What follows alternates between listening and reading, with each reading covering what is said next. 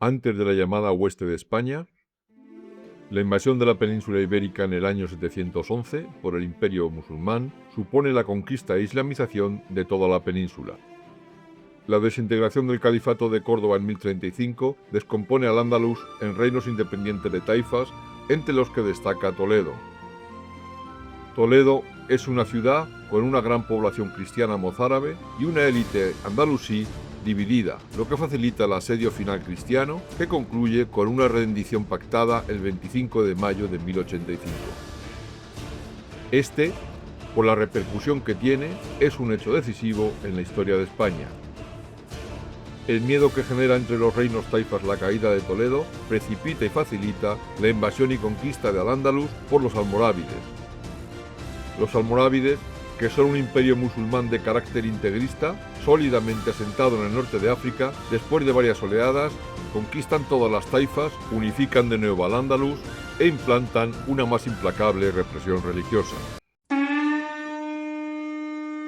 Mozárabe es el nombre que se da a los cristianos que viven en los territorios dominados por los musulmanes tras la conquista de la península ibérica en el año 711. En un primer momento de la conquista, los musulmanes muestran cierto respeto hacia los cristianos, que son, según dicen, como ellos mismos, y como los judíos, gentes del libro, es decir, que han recibido una revelación divina. La comunidad mozárabe, en principio, podría conservar su organización política, eclesiástica y jurídica. Podría tener a sus propios responsables de la comunidad ante la administración musulmana, denominados condes. Tener sus propios jueces que podrían juzgar según las normas del derecho visigodo, a sus recaudadores de impuestos y a sus obispos. El Estado musulmán, en estos pactos de vasallaje, se reserva el derecho para intervenir en el nombramiento de las autoridades civiles y eclesiásticas cristianas, además de convocar sus concilios. Aunque estos teóricos pactos facilitan la conquista, pronto se van olvidando, al mismo tiempo que se va incrementando la represión. De tal forma que va surgiendo un pueblo forjado en la dificultad y el sometimiento, pero que sabe conservar con tesón y fe toda la rica herencia del pasado, con su sabiduría, espiritualidad, su antiguo derecho, su antigua lengua y la particular visión del mundo cristiano más genuino. Ese pueblo creyente y abnegado guarda en su cultura la antigua liturgia venida desde Oriente en los primeros siglos de la Iglesia. En el correr de los tiempos, a los mozárabes les oprime la inexcusable y gravosa obligación de pagar los impuestos extraordinarios. Propicia que se vayan produciendo conversiones en masa al Islam de muchos mozárabes, buscando gozar de un estatuto fiscal normal, no opresivo. A pesar de ello, pervive una importante proporción de súbditos cristianos que forman florecientes comunidades en las ciudades sometidas. Las normas de convivencia de los mozárabes se hacen cada vez más rígidas. Se les impide montar a caballo, se les obliga a vestir de una determinada forma, no pueden tener armas y sobre todo tienen que pagar duros impuestos. San Eulogio de Córdoba cuenta con detalle los abusos a que son sometidos los cristianos dimes en la Córdoba de Abderramán. No sufrimos molestia alguna con la destrucción de nuestras basílicas, con el oprobio e insulto de nuestros sacerdotes y con el pesado tributo que con gran angustia y fatiga pagamos todos los meses, siendo menos dolorosa una muerte que acabe de una vez con tantas calamidades, con la penosa agonía de una vida sustentada en tanta penuria y estrechez. La convivencia entre musulmanes y mozárabes se deteriora claramente. La falta de libertad y la dificultad para llevar una vida cristiana normal es cada vez más patente. Esto hace inevitable que el número de conversos al Islam, los llamados muladíes, aumente, por lo que la presión sobre los que aún siguen fieles al cristianismo se intensifica, forzando su islamización. Contra esa mayor represión de las autoridades musulmanas, los mozárabes se levantan entre los años 851 y 859, dirigidos por San Eulogio de Córdoba. Esta creciente represión y persecución religiosa, que tanto daña la convivencia entre cristianos y musulmanes, hace que muchos mozárabes se vean obligados a emigrar hacia los reinos hispano-cristianos del norte de la península. La legislación de la Umma, la comunidad de los musulmanes, resulta cada vez más opresiva hacia ellos, lo que acaba significando que se vaya perdiendo la antigua y rica cultura hispano-romana y visigoda al estar la comunidad mozárabe cada vez más debilitada. La inferioridad y la sumisión de los mozárabes dan paso al desprecio que sufren cotidianamente. Esto se manifiesta en obligaciones como tener que saludar reverentes obligatoriamente a todo musulmán con el que se crucen por la calle o cedan el asiento si están sentados. Pero la mayor prohibición, la más dolorosa, es no poder reconocer a Cristo como Dios públicamente. Ni manifestarse como cristianos, ni portar símbolos externos de cristianismo, en ningún caso. La tensión y la irritación contenida acabarán estallando, dando lugar a un sangriento episodio. El primer mártir de Córdoba es el presbítero Perfecto, decapitado en el año 850 por orden del cadí después de haber sido interrogado sobre su opinión acerca de Mahoma y el Islam. La mecha encendida arde imparable. Gracias a su ejemplo, y en apenas 10 años son 46 los cristianos que mueren por la confesión de su fe. Existen conflictos de orden religioso y cultural durante el largo periodo en el que mozárabes y musulmanes tienen que convivir. Como defensa, algunos grupos de cristianos mozárabes, liderados espiritual y terrenalmente por San Eulogio de Córdoba, convierten los monasterios de la periferia de la ciudad en reductos del más puro cristianismo anterior al año 711. Durante la invasión islámica persiste el monacato como fuente de espiritualidad y sabiduría y como memoria viva del cristianismo originario llegado de Oriente en época romana.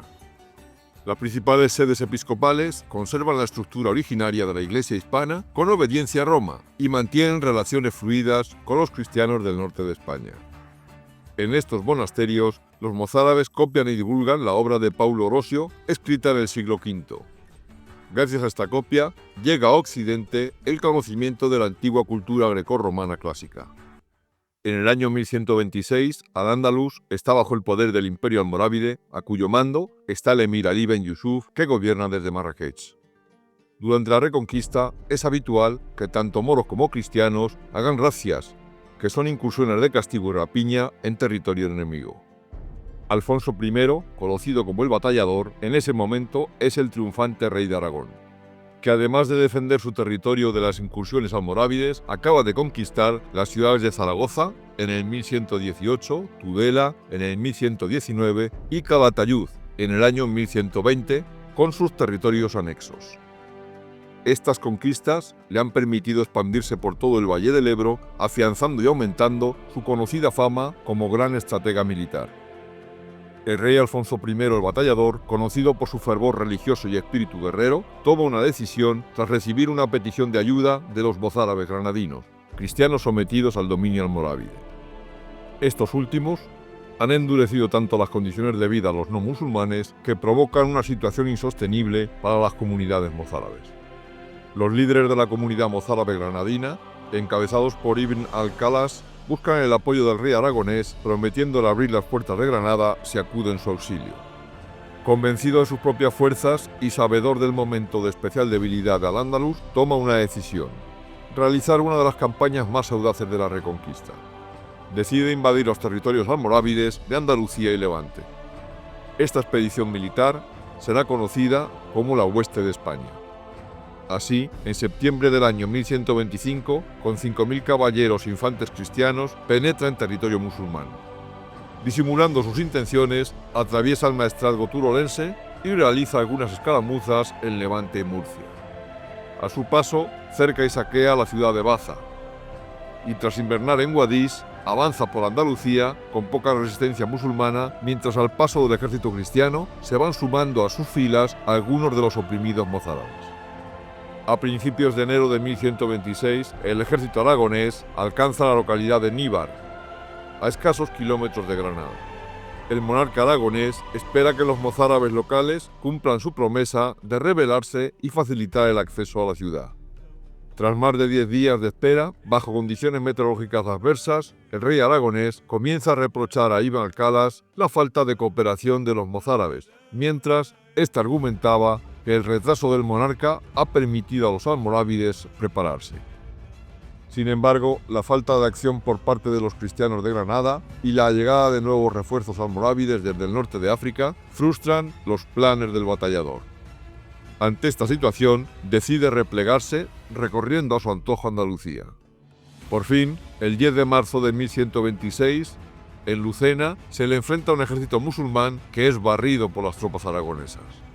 Sin embargo, después de esta gran victoria, y debido a las grandes dificultades de índole logístico, por la gran distancia que existe desde sus bases de aprovisionamiento, toma la difícil decisión de retirarse a sus feudos. En su repliegue, va siendo acompañado de cuantos mozárabes salen a su encuentro y pueden abandonarlo todo, para continuar repoblando los territorios recién conquistados del reino cristiano de Aragón. La campaña de Alfonso I demuestra la posibilidad de realizar incursiones en territorios profundamente musulmanes, desafiando el dominio almorávide en la península. La expedición también marca un precedente en la estrategia de repoblación con mozárabes. Según el arabista e historiador Francisco Javier Simonet, en su Magna Historia de los Mozárabes de España, en el año 1126, después de la expedición del rey de Aragón, Alfonso el Batallador, contra el territorio musulmán, los moros aprovechan esta excusa y deciden vengarse salvajemente sobre los cristianos mozárabes. Aprovechan este ataque para tomarlo como excusa y limitar más si cabe a las todavía influyentes comunidades mozárabes. Después de que los cristianos mozárabes hubieran llamado al rey de Aragón, los moros, muy irritados, se vengan terriblemente de los infelices cristianos que aún permanecen en sus hogares. La terrible consecuencia de este hecho es que en el año 1126 se produce una masiva deportación de los mozárabes. Esta cruel venganza consiste en una expulsión hacia el norte de África de la población cristiana autóctona de Al-Ándalus. Es ordenada por el emir Ali bin Yusuf, quien por entonces gobierna el imperio almorávide desde Marrakech. Además de ser expulsados de sus hogares, a los mozárabes se les impide emigrar a los reinos cristianos del norte, tal y como venían haciendo a lo largo de décadas muchas familias mozárabes durante el periodo de la Reconquista. Los mozárabes, como guardianes y depositarios de nuestra idiosincrasia original, a partir del siglo XI gozan en la reconquistada sociedad cristiana de un gran reconocimiento y en consecuencia de una serie de privilegios.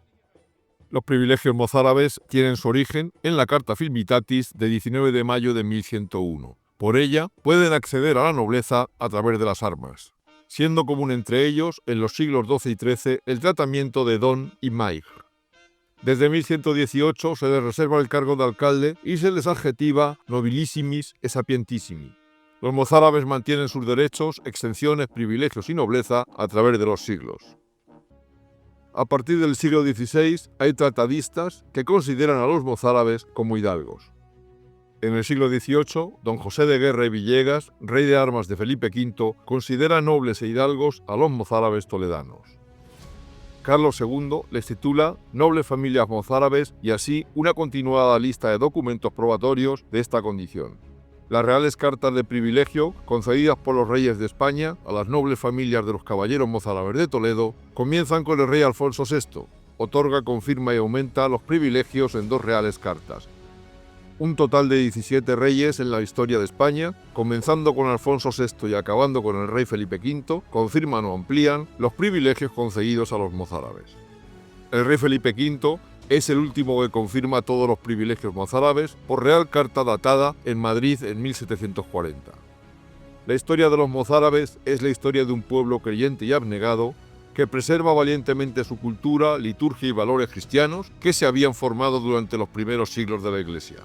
El legado de los mozárabes, muchas veces olvidado, permite a los antiguos reinos cristianos de la actual España conservar su propia identidad frente a la influencia cultural y de sometimiento de los grandes reinos musulmanes. Estos mozárabes, como grandes supervivientes, son los guardianes y depositarios de nuestra idiosincrasia original. Y con esto, mis queridos amigos, damos por concluida esta emotiva crónica sobre nuestra historia. Si te ha gustado este capítulo, puedes darnos un me gusta y si estás interesado en conocer el momento de la publicación de nuestros próximos vídeos, puedes suscribirte a nuestro canal de Crónicas de Hispania.